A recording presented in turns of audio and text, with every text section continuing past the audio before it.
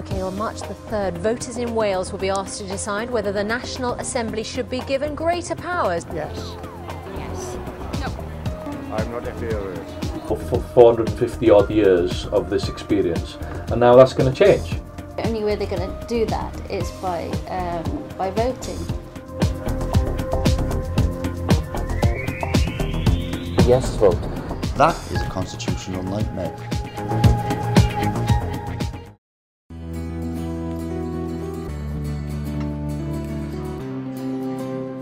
Another busy day in the capital of Wales. Cardiff is its usual vibrant self. It's been 2 months since the referendum. With the majority voting yes, the Welsh Assembly now has more law-making powers. But will things change? Will it mean a better Wales? Let's rewind.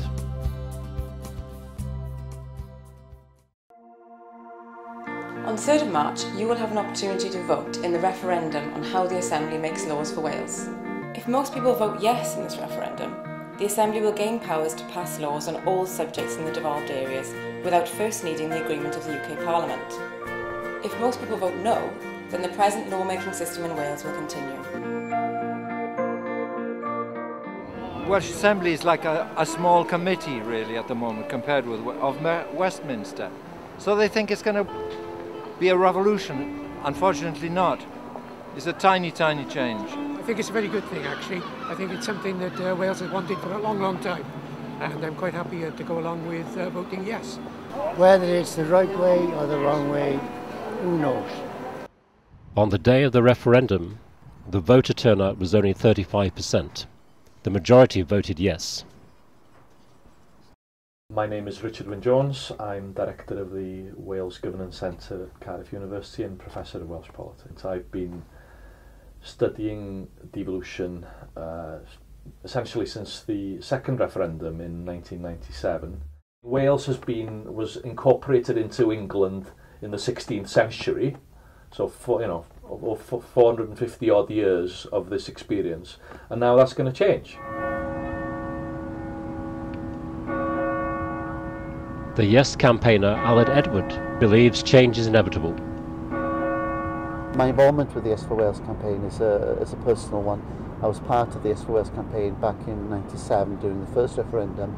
I was also a member of the All Wales Convention, which was set up about 2 years ago to inform the people of Wales about what devolution was about and to reflect on whether there should be a referendum. I believe passionately in a Wales that is modern, sophisticated, very much in control of his own affairs, and I believe in a society that is equal and welcoming. And I think the acquiring of full legislative powers for the Assembly will make those aspirations more possible and more real. Not everyone agrees. No campaigner, Nigel Dix, believes these changes could be dangerous and unnecessary. Well, as a Labour Party member and activist, I wasn't convinced that we actually needed more powers for Wales. I felt that we'd had enough powers already to do what we needed to do within Wales. Sadly, over the last 10 years, become more of a constitutional talking shop. Rather than dealing with the issues, the bread and butter issues that affect everybody's everyday life, it became more about, let's have more powers. It's the Westminster Parliament not allowing us to do this. Well, that's why we're failing. When I always believe that a bad workman always blames his tools. They could have done a lot more with the powers they already had, and the thought that more powers were suddenly going to make things right, I thought was a bit of a fantasy.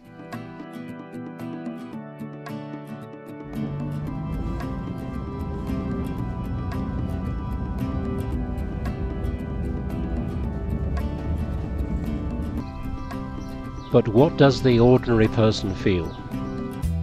My name is Ruth Osner and I've been living in Cardiff since the summer of 2006.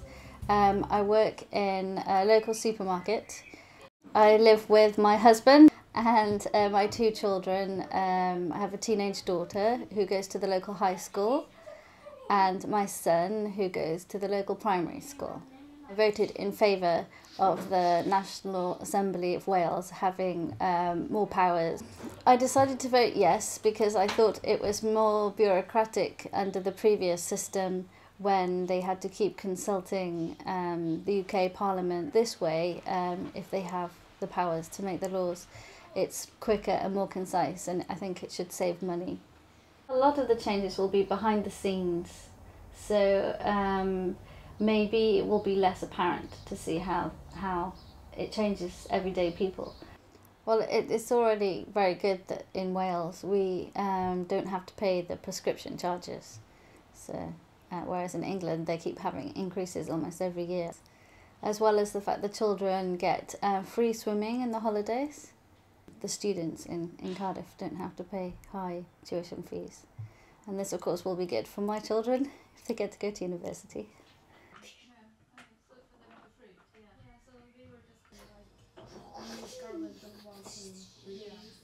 My name is Joseph. My age is 9, and in the future I would probably like to study in university. Education in Wales is not as simple as it seems. Wales has found education challenging, and there have been a number of very critical reports. The PISA report, for example, in schools, indicate that in terms of numeracy and literacy, Wales is lagging behind. There's also the issue of tuition fees, and you find there, of course, that Wales wants to say that we want to help our own students, all those domiciled here, that we want to make education more possible for them, and certainly to say that we don't want colleges to burden students for possibly the whole of their careers with very, very large debts. Although tuition fees has been a hot topic, 1 in 4 people in Wales are illiterate. What is the yes vote going to mean for the future of Wales?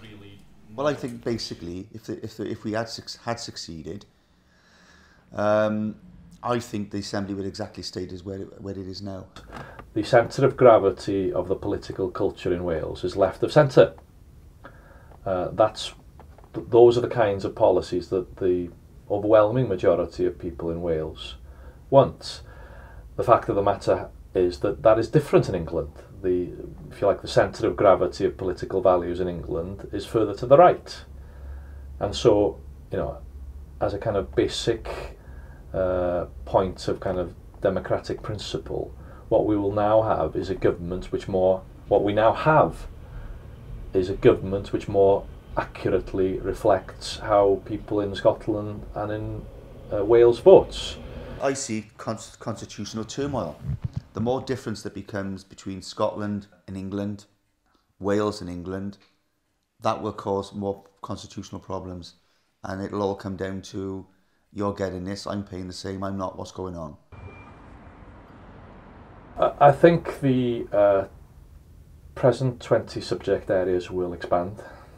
There's already discussion about devolving police and criminal justice. We can see already that Welsh devolved politicians have a greater sense of self-confidence. We will soon see our first Welsh laws being passed for the first time in many, many centuries. And we are already seeing an increased divergence between Wales and England. By the end of the next Assembly term, so the next 5 years, I think Wales will look and feel even more different from England in terms of its public policy provision. I believe in the United Kingdom. I don't want borders between England, Scotland, Ireland and Wales. I'd like to think in terms of aspiration that we will develop a sense of nationhood that is defined primarily by how people value each other and treat each other, and that we find a legislative package that gives expression to those good aspirations. And I think that for me, over the next decade or two, will be the real testing ground of the value of the yes vote. Time will tell.